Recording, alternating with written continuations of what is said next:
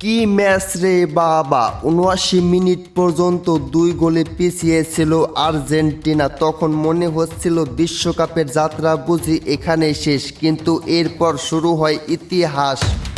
৭৯ মিনিটে ডান প্রান্তে থেকে লিওনেল মেসি দারুণ একটি ক্রস বাড়িয়ে দেন, সেই বলকে দুর্দান্ত হেঁটে জালে পাঠিয়ে দেন ক্রিশ্চিয়ানো রোমেরো।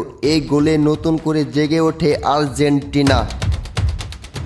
৮৩ মিনিটে আবারও আক্রমণ, দ্রুত পাসিংয়ের পর বল পৌঁছে যায় লিওনেল মেসির পায়ে। এক মুহূর্ত নষ্ট না করে নিখুঁত ফিনিশিং গোল করে ম্যাচের সমতায় ফেরান তিনি।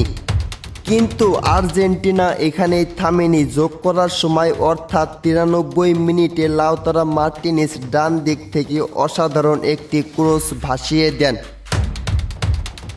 সেই বলকে শক্তিশালী হেডে জালে জড়িয়ে দেন এনজো ফার্নান্দেজ, আর সেই গোলেই সম্পূর্ণ হয় অবিশ্বাস্য প্রত্যাবর্তন। আর্জেন্টিনা জয় নিশ্চিত করে মাঠ ছাড়লেন।